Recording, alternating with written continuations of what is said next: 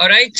So I've gotten an intimation that we are live, and today we have a very career-specific webinar lined up for you. And the guest we have today is probably the right person to guide you through this particular 1 hour session that we are going to have with her. What happens is oftentimes we are not sure where we are going with our degrees, with the kind of things that we are doing in our lives. What are we good at? What company will unleash our potential? And these are very questions that Shradha probably also had because she did her MSc IT, worked for 2 years in IBM, left her job and decided to pursue her master's from a relatively lesser known institute in India back then. I'm talking about 2013. She enrolled for an MBA degree from SDA Bocconi Asia Center, and her life took a turn from there. Right now, I have Shradha joining with me today. We are going to have this conversation. We were actually having this conversation before we went live as well. And she told me that, back then, the only thing that people used to think was whether we'll get the placements or not. And I think, Shradha, probably that's something that students think even today.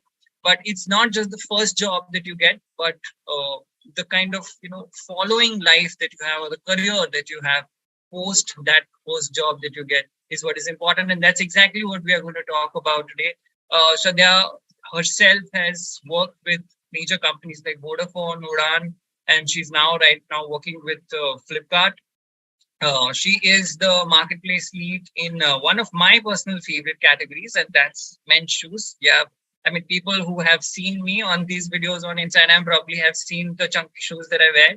And I hope that Shradha will recommend a few of those to me today as well. So Shradha, welcome to this particular conversation. I'm really glad to have this, 1 hour long conversation with you, trying to decode your life and the kind of career journeys that you have taken so that, we can help people listening to us today.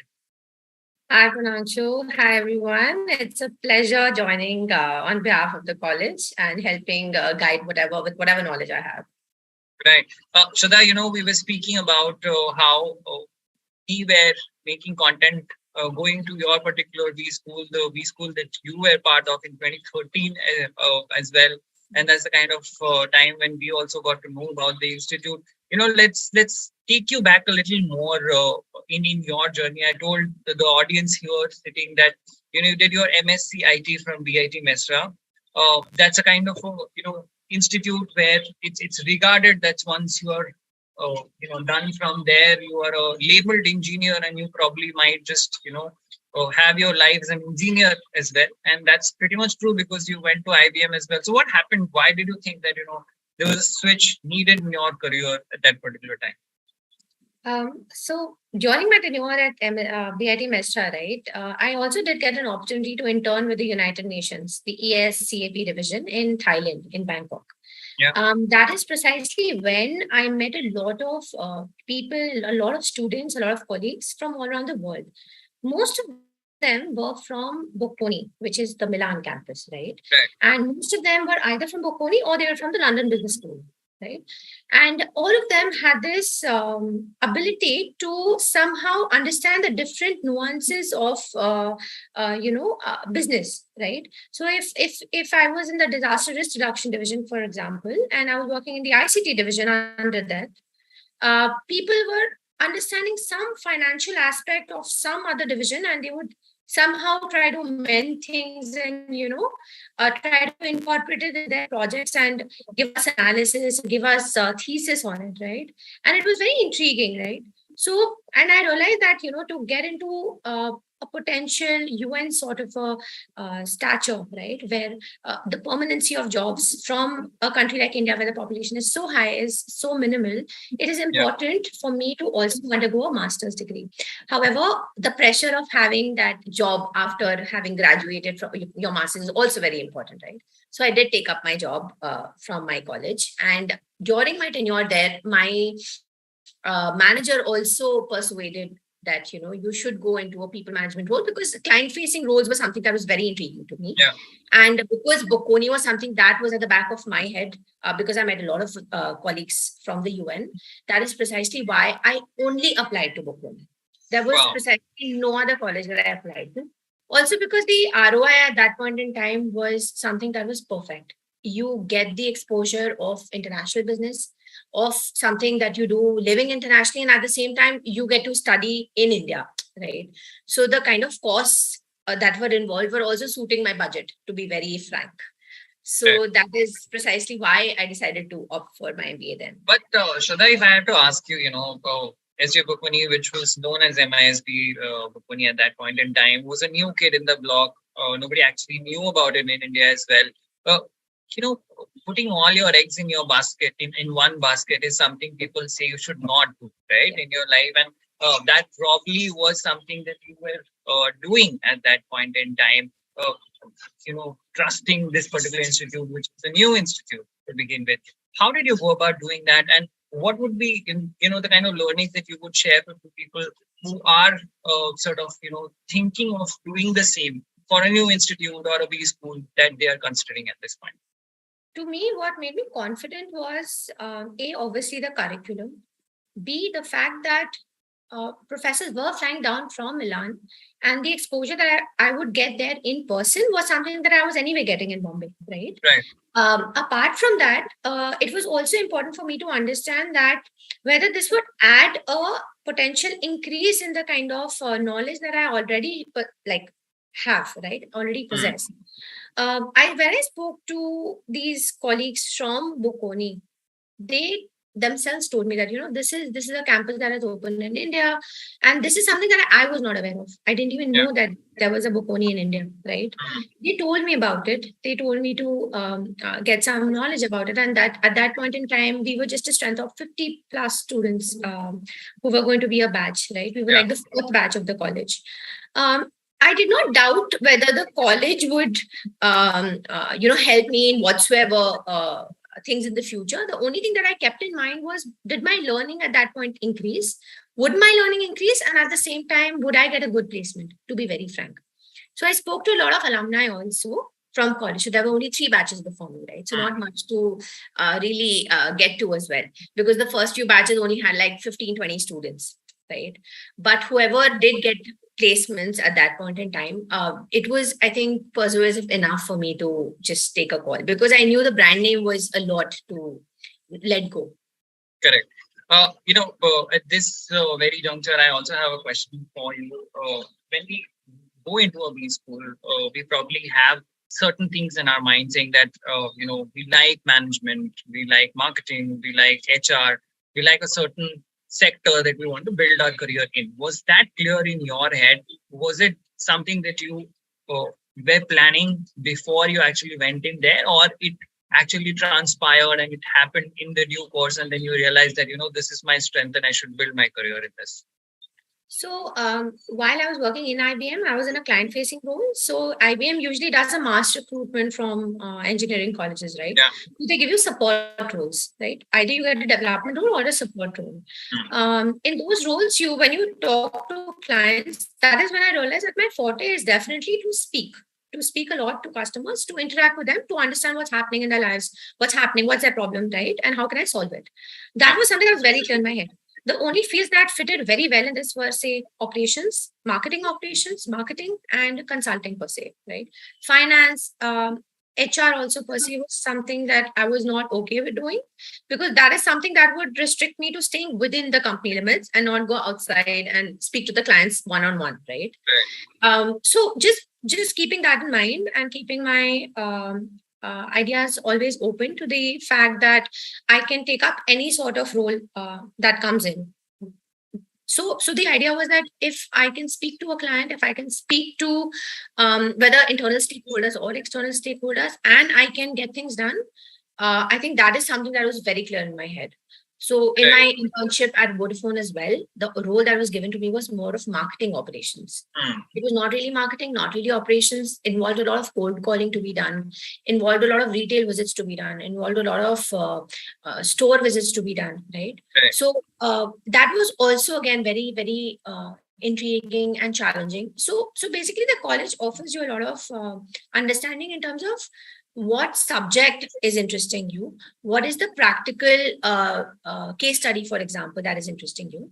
And if you're doing a live project, what is it that interests you of that life project? And based on that, then decide your field. So even if you go like an empty vessel and you just say that I'm just here to do MBA. Ab kis mein karna hai MBA? I don't know. That's absolutely okay. And also, that brings this very interesting factor to a lot of students as well, that, once you think that MBA karna hai, that adds a prestige to your own self, right? And then you feel that once I'm done with this, I'm going to get the best of the opportunities that's possible, and I'm going to be the boss of 10 people, and I'm just going to boss around, right? And that's probably is the myth that gets broken in the very first internship that you're a part of, the very first job that you're given, or the kind of role that you're given as well, right? Was that the case for you as well? Did you also have grand plans? Were you also seeing that world very differently from what actually transpired into when you went into that internship with Vodafone? No, of course. I mean, internship at Vodafone was still very easy. It was so comfortable. They make you feel so homely because they give you your internship, right? So that's your comfort zone. They make sure that you are given your internship place in your hometown or anywhere nearest to your hometown, right? So that's very comfortable. That's very nice. Everything is fine, hunky-dory. But the moment you get the pre-placement offer and you join the company, right? That's when everything changes because they don't tell you what location you're going to get. So only in your third day of your induction do you get to know, surprise, okay, this is the location that you're going to be sent. And you have the next morning flight. You don't even get to think much, right? And when you go to that location, the first stint itself is a B2C sales stint, which is precisely for 3 months, where you go on ground to these panwalas, thela-walas, right? And you sell SIM cards to them. Yeah. You sit behind FOS, DSCs on their bikes. You roam 8 hours a day in bikes under the sun.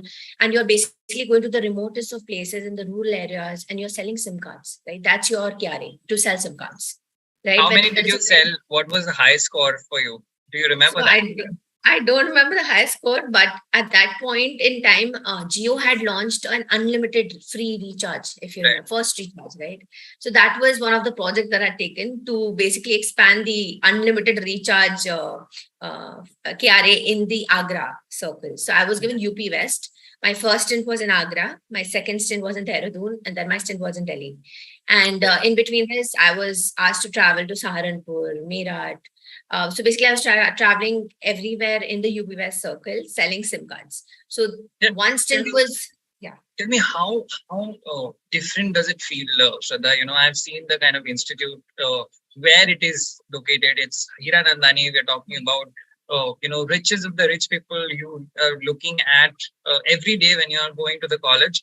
And then once you are in your internship, once you are done, and then when you are in the role, you are going to Saharanpur and the places. I mean, I have been to these places as well, and the people that you meet there and the kind of people you sell these SIM cards to are very different from the people that you have interacted, right? How was that experience like, and how did you come to terms with this? If I have to ask you. That I think that's still nothing because you get like a month or two in between your college getting over and between your job starting, right? The worst is Vodafone giving you a 21, 25-day 5-star hotel stay in your stint beginning. Yeah. And it's like for the remaining 2.5 months, you are just thrown on your own and you have to find your own accommodation and no one gives you accommodation. Let's be practical for 2 months, for 2.5 months, right? So in Agra, I stayed with a family for the first time. In Dehradun, I have never stayed in a college, but in Dehradun, I did stay in a college, in a hostel, sorry. And I had to, basically, I was so paranoid that I took like 2 beds to myself and then I had a sharing person with me because I didn't know, because my luggage was also with me every time, right? Yeah. So from Agra's nice weather, I'd entered into Dehradun's winter. And for me, winters is something that I do not like at all. So to get everything, and garam pani will only come in the morning. At 6 o'clock, wake up at 6 o'clock, go stand in the line. I had never done any of this, right? And after that, you're going to work. And work, why? Because you have to be so presentable, because my stint then was an enterprise stint. So I had to go meet a lot of corporates to Haridwar, to Rishikesh, right? To Mussoorie. So I had to be presentable all the time. So not a single day you decide to not bathe or not look proper and then go to office doesn't work. And if you didn't go on time, our circle head had made a rule, we had to stand outside like kids for at least half an hour, 1 hour. So Correct. it was like the first of everything for me. Correct. Correct. But do you think, Shradha, we talk about IIMs and the roles that students get from IIMs. Is there any difference in the kind of roles or the rigor or the kind of work or the kind of thanda pani that you have to go through in your life changes if you are from these very prestigious institutes and not, from a not so Not at known all. institute at that time? Not at all, not at all. All of us, like the moment you enter the induction day, right? You're all sitting with each other. You're all on the same table. You're all performing the same activity. You're all sitting, working in the same circle, doing the same kind of projects, trying to beat each other's targets, doing the same numbers. I really don't think there's any difference at all. That if you're from a IIM, if you're from SDA, if you're from NM, you're from whichever college, it doesn't really make a difference at that point in time. Once you're in your corporate journey, what matters is what you've learned in your MBA, what you're trying to implement now as like a practical on-field knowledge that you've understood all this while. And then that's it. And the kind of hard work that you're willing to put in, right? There's nothing more. You can't say that, okay, I'm from an IMA and then I'm not going to do this. That's not how it works. Right. It doesn't matter you're a tier 1 college, tier 2 college, tier 3 college. At the end of the day, what matters is that you're a graduate who's in the same management training program as the other colleague, and you're an MT. That's how you're tagged in companies, right? You're an MT, and you have a separate HR, you have a separate department, and all of your concerns are going to be addressed. You have your own WhatsApp groups to chit chat, where all tier 1 college, tier 2 college, everybody is on that WhatsApp, right? So there's really not much of a difference. I didn't feel as like a 1% difference also. It doesn't make a difference. Right. Lovely. Okay. Shradha, when you were working with Vodafone, you spent quite a few years there. I think Vodafone was expanding at that point in time, and it's not the Vodafone that we see today. You were the deputy manager in Vodafone Idea at that point in time, and the merger had happened, and you were in Bombay working. You were back in Bombay basically at that point in time. So, what are some of the memories that comes to you during this time? Was it like an easier life that you had? Were you thinking that now enough of selling SIMs and going beyond people to make them consume more and more of this telecommunication service, and I want to do something more, something else, something different? So the Bombay Circle role that I was doing was precisely an enterprise role, right? It was a B2B role, and Bombay Circle in itself contributes to almost 35% of the enterprise business of Vodafone. So it was like a really, and the kind of role that I was doing was acquisition. So I was spearheading the enterprise acquisition vertical at that point in time. So as a management trainee, if you've been given such a big responsibility, it's a win-win for both of us, because you're going to learn a lot, absolutely a lot. You're going to win a lot to the company and to the role, right? And at the same time, the company expects and is definitely going to burden you, because you're not a cheap resource, right? And B, you have gotten this role in comparison to, again, all the other tier colleges students that could have gotten that role, right? Yeah. So that makes a lot of difference. When I was there, the initial 1 year was no idea merger. It was like hoga. But the next year was definitely an idea merger, and my entire hierarchy became idea. Right. So there was definitely a lot of chaos, because Vodafone was an absolute MNC, and Idea at that point in time was from a very Indian perspective, running company, right? So for us to also adjust and change our comfort zones was very, very challenging at that point in time. There were layoffs happening because there were a lot of redundancies, redundant roles, right? And at the same time, to adjust to the leadership, because my role was such that I was directly reporting to the marketing head, and then the marketing head was directly reporting to the Circle CEO. So my meetings would on a weekly basis be with the Circle CEO, right?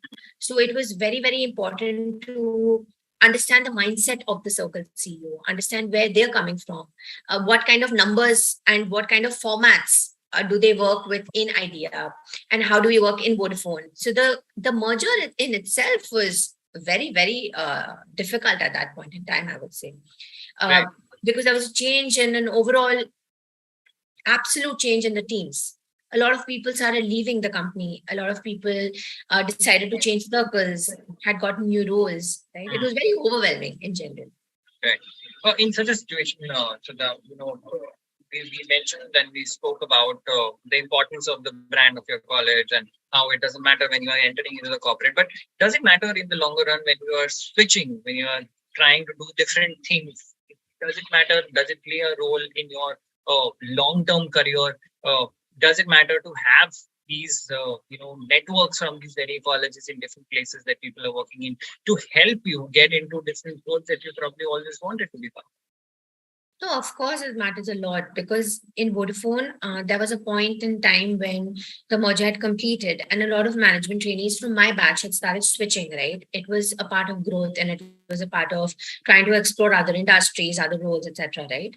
A lot of them had moved to Amazon, a lot of them had moved to Flipkart, a lot of them had moved to Zoom. One of them had moved to Zoom as well, right? It was very, very important to have that kind of network from different colleges in the same company, because they would also help me again in the future for referrals, right? right? For example, my Flipkart job is something that I got through a referral from a friend from Vodafone. Right. Right. So that matters a lot because MBA, I feel MBA has a lot to do with your ability to also network, right? If you know how to network, even if you're an introvert, extrovert, it doesn't make a difference. Correct. Networking can also be a quiet sort of a networking, right? You can write an email and network. You can meet a person in on face to face and network, right? It could be any way possible, but that experience and that kind of connect with different students from different colleges, definitely, because most of them are doing fantastically well at this point in time. They're in different companies. So even if I want to have a referral, even if I want to get interviewed by someone in a particular company, I know that I know someone there. I don't Yeah. need to go to LinkedIn and search for someone. I know I can just WhatsApp someone and I know someone's there. Even if it's a remote job, even if I'm not in India, for example, it'll still work. Right. At this point, I would like to tell our audience who is watching this particular conversation, feel free to ask questions to Shradha. She definitely will answer a lot of your queries that probably you want to know about the e-commerce sector. We will talk more about her e-commerce journey from, Vodafone, how she shifted to something very close to e-commerce in the upcoming half an hour time that we have with her. Shradha was part of SDA Bocconi Asia Center. SDA Bocconi Asia application deadline is on 20th March for this particular year. There is a link that probably my team is going to share in the chat box as well. Go check that out. Go check the institute for yourself and do ask questions to Shradha. We will take up questions in a short while once I am done with my set of questions that I have for Shradha. Shradha, coming back to your Udaan experience, what exactly happened in that switch? So you said that a lot of, institutional changes were happening or taking place at that point in time. You were working in Bombay and you probably were looking to shift to something that was somewhat close to what you were doing, but in a different sector or in a different kind of domain, if I may have to say. So why Udaan in 2019? And, what exactly happened? How did you find yourself in that particular place? All right. So in 2019, I got married. And amidst the whole merger, management trainees had to undergo a lot of interview rounds with a lot of senior leadership in Vodafone Idea, right? In order to make you stay in that position. Otherwise, your position would have changed, would have deteriorated, right? So I decided to move to Bangalore at that point in time, and circle changes were not permitted, and I was in Bombay. In order to not give me the kind of permission exclusively that was possible at that point in time, I decided to start looking out, right? And for my Udaan interview, the only thing that I leveraged before the interview was my ground sales experience in Vodafone, to be very frank. Because Udaan was absolutely whole and soul visiting the markets on feet, going to the wholesale markets on feet, and understanding the market psyche, understanding what's happening on ground, what is your customers wanting, what is your market selling, what is the most popular trend that is going online, which the customers might want to buy wholesale, Yeah. Right. So that is something which is very, very on feet sort of a experience. And I leverage that to get my interview call. Right. Once, because the switch from telecom to e-com was definitely not easy. And a lot of people were anyway leaving the telecom industry because people were saying that it's a dying industry, etc., etc. And, the kind of packages also that people were getting, the hikes that were expected were not coming because a lot of people were being laid off as well. Right. So once I leveraged my interview, during my interview, what I leveraged was my experience at SDA, right?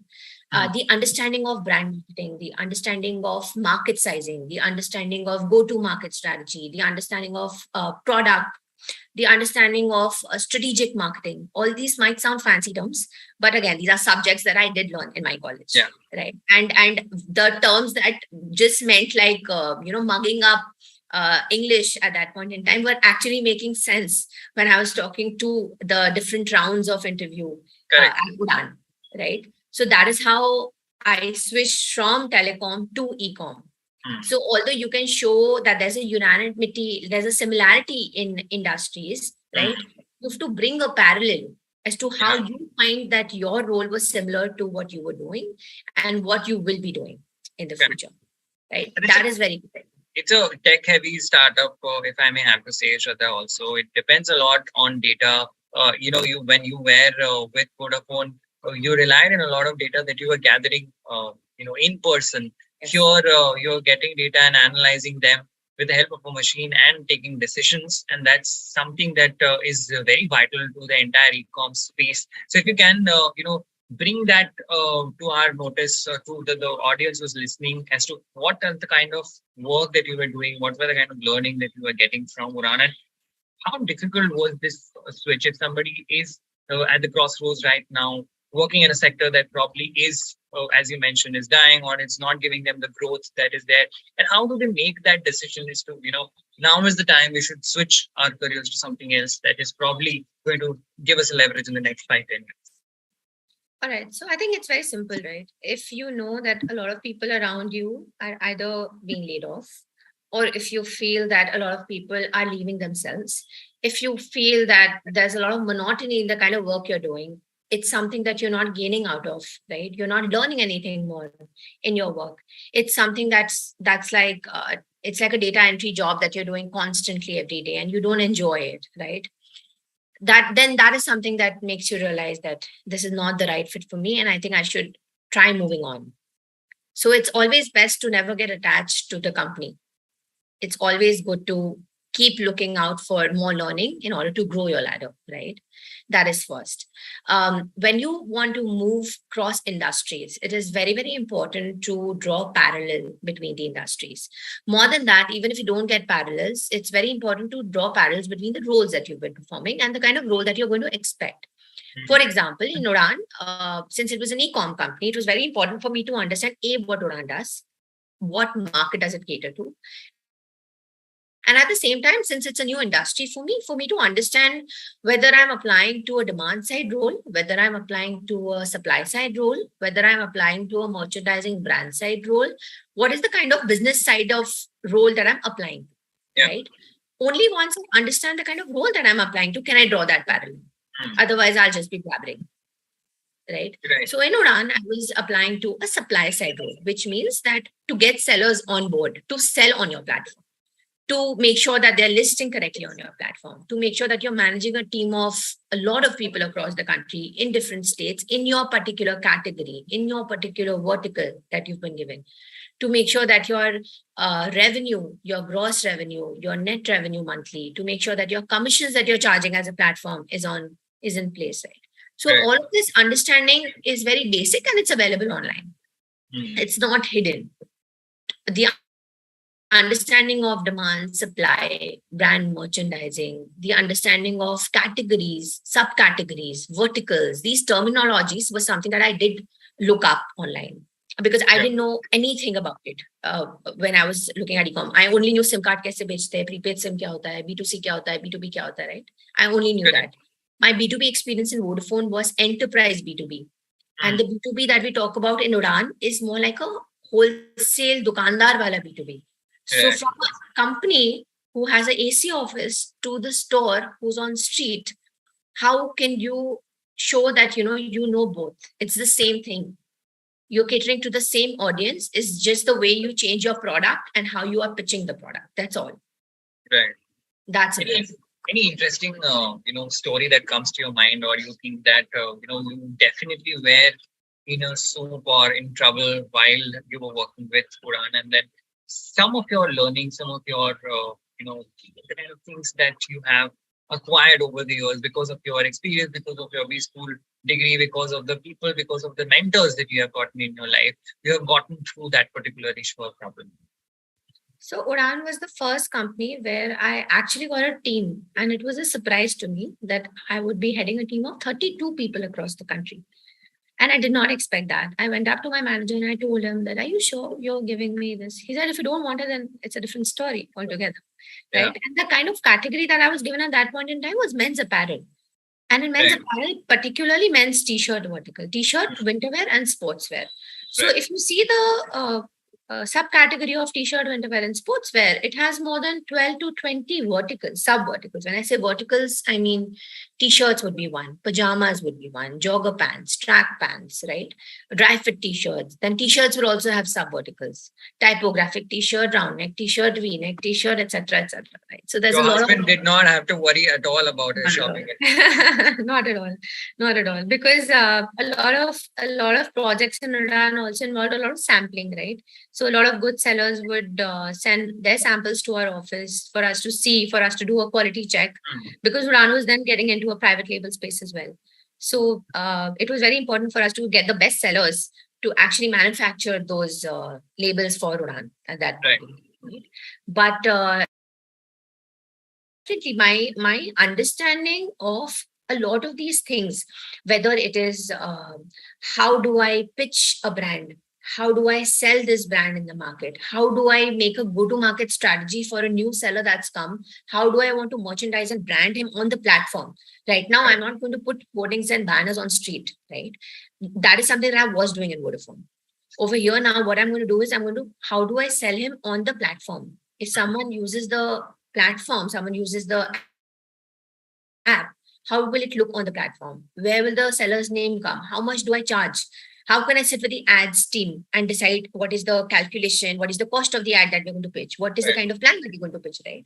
So there were a lot of terminologies and a lot of practical knowledge that I already got from my experience at Bocconi, because I also did a live project with a spa in Bombay, which was called Four Fountains. Over there, I did a project on how can you retain customers, especially with their membership, right?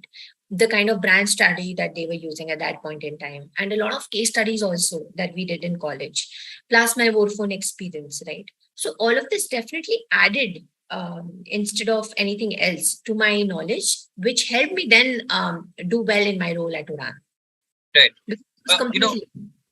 Right. Shradha, we were talking about, the kind of shifts that happen, the kind of, every decade, the sort of things that were new at that particular point in time becomes outdated, right? And then people need to upskill themselves, people need to switch gears, people need to think about what they want to do in life next. And that's when they take a break as well in their life, and then they recalibrate themselves. And that's something that you have done also. I'm going to hold my thoughts here and I'm going to come back to this particular point, but I want to take this question that we have received from one of our users, Vishwarin. He's asking, how do you see the future landscape of MBA in the era of GPT-like technologies? This is something that we were talking about as well. Chat GPT is there. A lot of jobs are at risk. A lot of people are afraid that probably, even after they do their MBAs, a lot of their jobs might not be there, which are right now present, right? In such a scenario, how should they be approaching it as somebody who has seen life, who has seen the transformation, who has seen how important it is to upskill yourself? What would be your take on that? All right. So, firstly, I don't think I would ever worry about the fact that how the future would take over my current knowledge, my current job, right? I would first live in the present. And B, if I know that there is a new technology that is coming up that I need to upskill myself in order to make sure that my position is not at risk, if at all I'm feeling insecure, right? Firstly, I'm going to start reading a lot on it, right? Once I've read a lot on it, I'm going to reach out to the different teams that are working on those projects, right? And that is something that we do in Flipkart a lot. Okay, we do get a lot of new technologies, a lot of new projects that a lot of these product teams come up with, and they come up to the category business teams and they ask us for inputs. Okay, that is when we also realize that yes, okay, this is a new technology which we should upskill ourselves with, because in the future this is going to impact us as well, right? So we go back to them. We understand what the technology is. We understand how to go about it. We pitch our sellers the technology. We pitch the different teams to get the knowledge, to get the hang of it, right? Where MBA is going to help you, I don't think any degree can help you in any case. In any case, once you're out of college, right? Once you're in the job, once you're on field, everything that matters is what you've already learned, right? And MBA just adds a lot of knowledge to your already knowledgeable kitty, I would say, right? And MBA will give you an understanding of a lot of different perspectives. If you're in the finance background, if you're in the consulting background, right, you might love the idea of analyzing, the idea of presenting to the clients. You might love the idea of pitching a brand to a different team. You might love the idea of doing a product marketing strategy per se, right? The MBA just helps you to achieve your goal, to achieve your likeness, I would say. Right. You might be in a particular field. Like I was in the tech field, but that was not something that I was enjoying on a day-to-day basis. Although if I did not get Bocconi, I would have just stayed there for another year, or I would have switched to another company. And maybe after 2 more years, I would have still applied to a different Right. college, maybe back to Bocconi. Let's be frank, right? But I knew that I wanted to do an MBA. I never thought of the fact that how it's going to help me in the future. I just knew that जैसे मेरे को IBM मिला है, I want a job after MBA, but I want to do an MBA because I want to broaden my horizon. There are a lot of things, especially with the kind of real life case studies that you do, the kind of role plays that you do in college, the kind of entrepreneurship exercises that you do, for example, in college, right? It helps a lot in understanding how startups work in real life. It helps you a lot in understanding how you have to pitch and negotiate with an HR. For example, our dean at that point in time had taught us that negotiation is not just about money. Yeah. It's also about your manager. You can also negotiate who your manager is going to be if you know exactly what the hierarchy looks like, right? So these are learnings which any kind of GPT, any kind of XYZ technology, I don't think is going to replace in the future. It's what you have absorbed during your tenure of your study, of your curriculum, and how you're going to place it in the future. Right. And do you think that we can actually leverage and harness the power that technology actually provides and be better at what we are doing currently? Because, you are from the technology background, and that's why I'm asking this question to you. Does it come to you that, if the kind of facilities that we are getting now is used better, we can actually create more and more products for the future? No, of course, it definitely facilitates and it definitely helps. For example, a very simple thing like a listing. So what is a listing? When you go to an Amazon or a Flipkart, say you search for Adidas men's sports shoes, okay? And you get a lot of different pictures with the title and the price, right? Each of them are called listings, right? So these listings are done by the sellers themselves who are basically selling on the platform, right? Now, initially, like say 5 years back, the listing process in all these e-commerce companies were manual. So even a big company like an Adidas, who has an inventory of selling of say 1,000 shoes, would have an operations executive filling each Excel title for that listing, right? But as and when technology changed 2 years back, we now have the process which is completely automated. You just enter a single code and your entire listing is made. Right. So we have embraced this technology rather than feeling afraid of it. And so has the sellers. Even a dukandar right now, if you go to a typical local shop, even a person over there selling on Flipkart and Amazon will know how to list automatically through his phone based on this new technology. Right. Absolutely. And I completely agree with you, Shraddha, on that. And people are just going to understand the power of it more and more as time progresses. And as we make it more and more simple for them with the products that we come up with. And that's where my next question to you comes, to Shraddha. The move that you made in your career after Udaan, you took a break. You upskilled yourself, you learned a few things. How was this upskilling important for you? I think it was the time of COVID as well, where a lot of people were upskilling themselves as well. What sort of upskilling happened back then? How did the Flipkart opportunity land to you? And how did you make sure that you make full use of the opportunity that you got?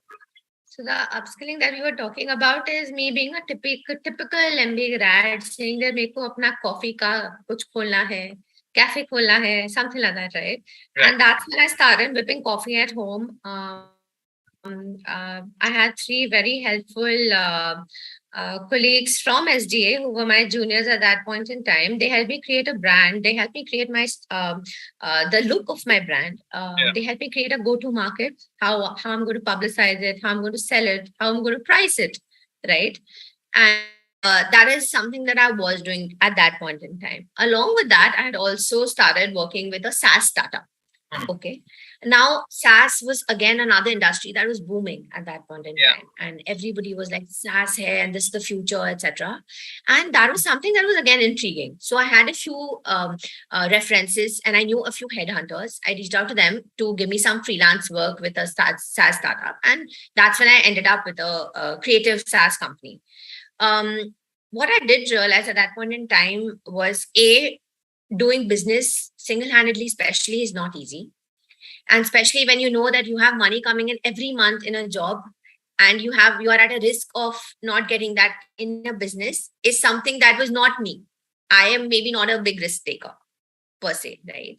And at the same time, I did realize that SaaS as an industry was not something that I was keen at that point in time. It was giving demos to a client, making them understand the product, following up, calling it a hot lead, calling it a cold lead, right? Calling it a warm lead. It was something that was not me. I did not enjoy doing it, like I said.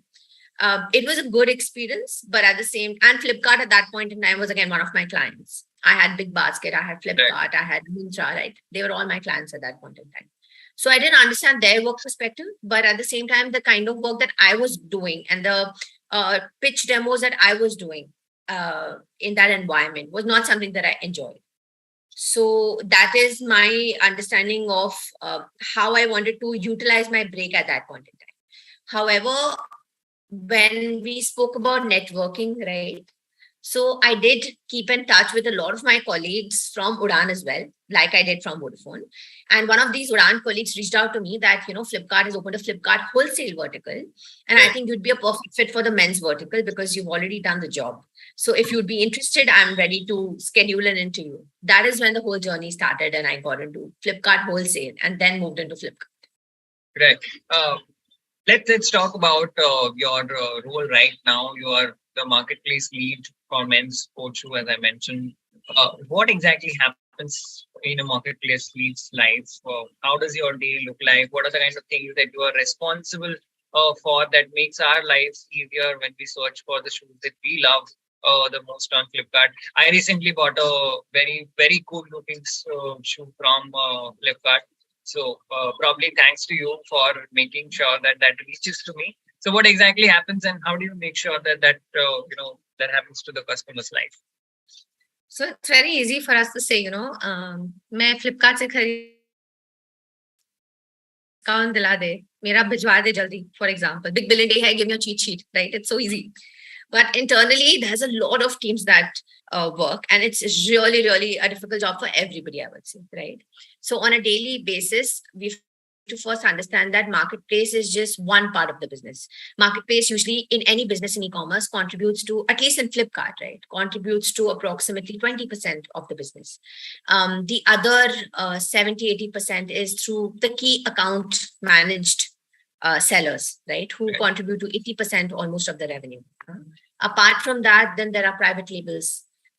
in the particular category. There is also a new segment of re-commerce that is coming into the picture, right? Which is more like the Amazon refurbished products, right? Yeah.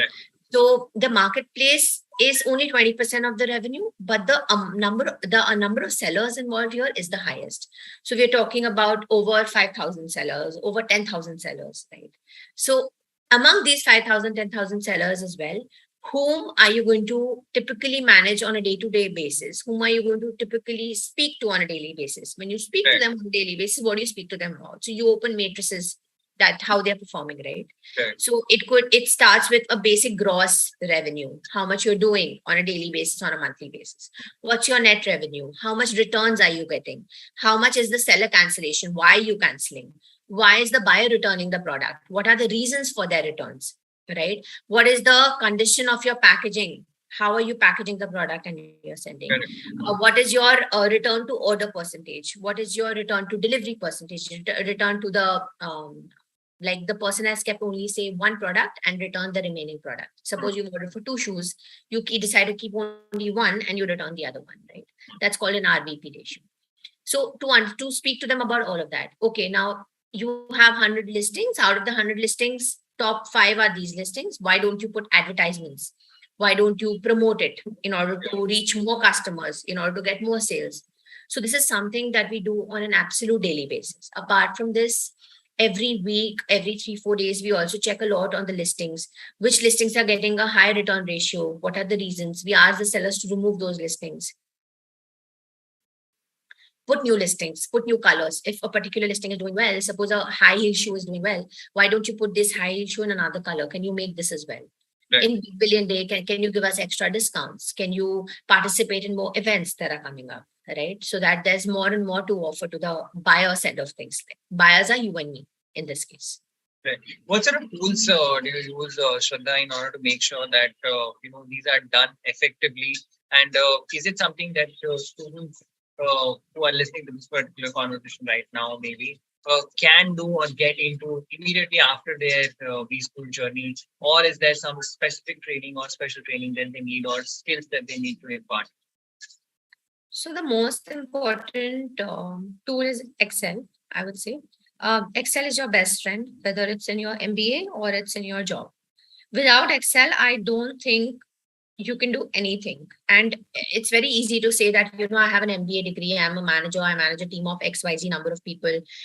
So they'll do the Excel work and I'm just going to present. No, it doesn't work like that in real world. When your manager comes on your head and he asks you, iska calculation ye kaise hai, or how you doing this, you are expected to know formulas. You're expected to know how Excel works. You're expected to know how that number came, right? So you cannot really rely on your team completely at the end of the day. You should be knowing and you should be working with your team rather than asking them to do the work for you. So Excel is something that is through and through very, very important. And if you know like a level like advanced Excel, I think it helps you most. Because a lot of these other company interviews that I've also taken earlier in my earlier days with Amazon as well, they also have a lot of interview questions around Excel, at least for some particular roles. Right. Okay, so I have a question right now that I've seen somebody has asked, saying that technically Flipkart is now owned by Walmart. How has the company been after Walmart took over, considering Walmart has stepped up in more data analytics practice after the acquisition? So the question probably by Robert is that, after the acquisition, is there more emphasis or focus on data analytics? Are you guys taking more decisions basis the kind of data that you are acquiring? What sort of things are coming up as highlights, if you might share with the audience? So even before the acquisition of Walmart, Flipkart was always working a lot based on data. In fact, e-commerce in general works a lot based on data. Your entire analysis, your entire understanding of the market, entire understanding of the demand, the supply, your customer side, everything completely depends on data. So for example, if you're from the merchandising side of things, you decide how, when you open the app, how your men's sports shoe page is going to look. What brands are going to come in the top grids, what brands are going to come in the bottom grids, what brands are going to come in the next grid, etc. And what is the per click ratio? What is the per click revenue that you're getting? How many clicks are you getting? What are the search keywords? What are you searching for the most? What is the most search keyword, right? So these are something that is nothing but data, right? So data is something that has always been integral. At Flipkart, we do a lot of manual data crunching through Excel, which is now slowly shifting more to a product, like a particular tool, which is more internal to the company. Right. And we use that tool a lot to fetch these big data that we have, right? So it's not easy for me to get like 100 seller data with XYZ number of columns and to keep having that updated through a resource. It's not manually possible. So we do have a lot of internal product being developed. So we have all of this that I'm talking about is made by our product teams within Flipkart. So we hardly use products which are external or through third parties. What is your craziest experience from the Big Billion Days, Shradha, if I have to ask you? So I've had one Big Billion Day experience. And since I was working remotely, even then, the amount of discounts and the kind of pressure that you have to get from the sellers, it's crazy. It's very easy from a buyer perspective to see, अरे इसमें Flipkart में 50% है, Myntra में 51 है, Myntra से खरीद लेते हैं. Right. But we know how much goes behind the scenes to actually convince the brand to give us that 50%, right? The kind of, okay, so he's not just giving me 50% discount. He's also paying me a certain platform fee, which is my commission. He's also paying a certain advertising fee for me to promote him on a particular page on a particular day during the Big Billion Day, right? He also is expecting a certain return percentage on those advertisements, right? So to make that entire calculation, and all of this happens starting 3 months before the Big Billion Day. Right. So it's absolutely crazy in terms of the number of sellers that you have in your kitty. And if you are a key account manager, and if you have the big brands with you, it's even more difficult because you really need to convince them. And here we're talking about crores and crores of money. It's not cheap. Nothing is cheap. So they also have a lot of expectation. So you really need to know your math. You really need to know exactly what you're saying, and it should be in line with what your leadership expects. Right. So if my leadership expects that a particular brand is going to give me an XYZ amount of money for the promotion, or is going to sponsor or co-sponsor the event, then the CAM is expected to have that in mind before pitching anything to the brand. And mind you, we are also seeing these leadership at all points in time. So they do know. And it's not that our leadership is just sitting and we're CCing them. No, they do read mails. They read every report possible. At least my leadership does. Right. So it's crazy. Yeah. Lovely. Absolutely. It is crazy, Shradha. I mean, the kind of frenzy that it creates and the kind of volumes that you probably get on the websites are definitely crazy. If somebody wants to be part of this crazy world, if somebody wants to be part of the e-commerce world, what are some of the first steps that they should be taking is what my question is to you, because you are a veteran now, I would say, or a pro now in this particular sector, and you might have seen certain things in your life that is valuable for people who want to get in. I think to understand exactly what you mean by e-commerce, right?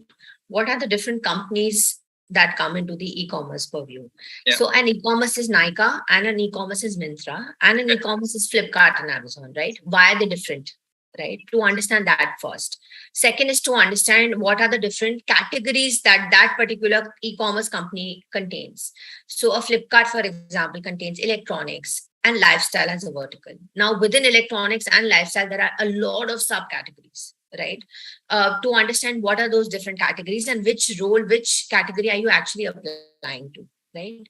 After that, you have to understand whether you're applying to the demand side of things, where you're going to be in a role where you're going to help sell those products to the buyer, or whether are you in the supply side of things, where you are going to generate more and more supply for that particular demand through sellers, right? Or are you going to be in the merchandising and brand side of things, where you're going to basically help gain more traction to your platform and get more sales for your platform hits, right? So to understand which role exactly are you applying to, after understanding the industry is the first thing that you have to do, especially if you're coming from another industry. Apart from that, I would also say that it's very important for you to leverage your knowledge and your experience of your previous roles if you worked before, or your college experience if you have interned, if you have had life project experiences, or you've, say for example, had understood a term in your life project or in your life case study classes, right? So any of this can be leveraged in your interview. So for example, if I have to say that, okay, I had read a case study about, how do I sell Ariel, or how do I pitch a new L'Oreal to the market, right? And how will it come into the market? What's the go-to strategy like? What is the pricing going to be like? How the packaging will look? How the branding is going to be like, right? So even if I have that knowledge, which is more theoretical or more practical in your class, right, and leverage that in my interview as an example, it matters a lot. So a lot of these roles don't really want you to have experience, but if you do have an understanding of how to sell and pitch that product online, because this is something that we're talking about virtual. Anything e-com right now is virtual, right? So you are not seeing the product as a buyer, but you believe in the platform. So you have to also keep that in mind as to how you're going to pitch it. So to have all of this knowledge, I think, is your basis for applying for a job in an industry like this. Lovely. Shradha, before we close this conversation today, I would like to ask you, looking back, would you have done things differently from what you have done in your life? I'm talking about 10 years back when you took that plunge, when you took that decision to change your sector, to change your life by saying that it's enough of the job that you were doing at IBM. You wanted to make that switch. You wanted to go to a B school. You wanted to make that management plunge that you've taken. Would you have changed anything if given a chance today? I don't think I would have changed the fact that I took whatever steps I have till now, to be very honest. The only thing that I thought at that point in time was that even if I skipped my MSc at that point in time, which I did out of the hunger to learn more because I was so interested in a particular subject in my computer journey, right?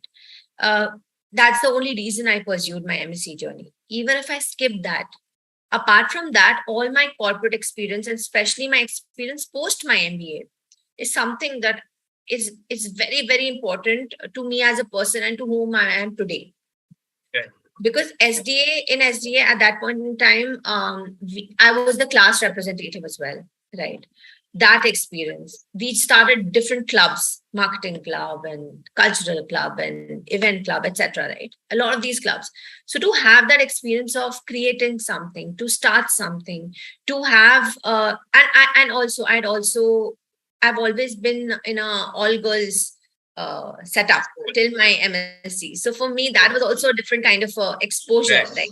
And in a city like Bombay, which is so expensive but full of hustle bustle, people are running everywhere, and you only heard things, right? So I don't think I would have changed. I would have skipped my MSc IT for sure, but nothing else apart from that. Lovely. If you want to know more about the institute that Shradha was talking about right now, there is a link that my team have put up on the chat box. Check that out. Check out the admission deadline, which I mentioned earlier as well, is on 20th of March. Shradha, thank you very much for opening up, for giving us the kind of journey that you have had so far and shared with us, with the people. I'm sure people have learned something from your journey as well, and they are going to take away something. On the last notes, if you want to have or you want to leave our audience with a piece of advice who are probably right now stuck at their careers or are at the crossroads or are thinking of doing an MBA but are not sure whether it will add value to their lives or not, what would be your last tip for them? I just say that don't think of getting the kind of ROI just because you're paying a certain fee to join a college, right? Whether it's Bocconi, not Bocconi. But the kind of experience that you're going to have in Bocconi, I'm I'm certain that it's not the same that you're going to have in other colleges. I say this because I did have a lot of networking done with colleagues and friends from the different colleges that I'm talking about. So the kind of experience that you will go through at Bocconi, the kind of international exposure that you will have in Milan, it's unparalleled. And apart from that, if you don't run after the kind of package that you're going to get offered, I'm certain you're going to be in a very, very happy place by yourself because you're going to learn so much. I'm certain that you can leverage all of that in your interview. Lovely. Thank you very much, Shradha. I know you have a hard stop, and we will stop today's webinar at this particular time. I hope that people who are listening to this conversation have gotten something back, and I hope that people who will listen to it later on will also get something valuable from your journey. If you wish to know more about the institute, as I mentioned, there's a link that is in the chat box and the description as well. Go check that out. And do let us in the comments below how you like this conversation, who you want us to, bring in these conversations to talk to later on. Thank you very much, Shradha, and have a great night. Thank you. Bye-bye. Thank you.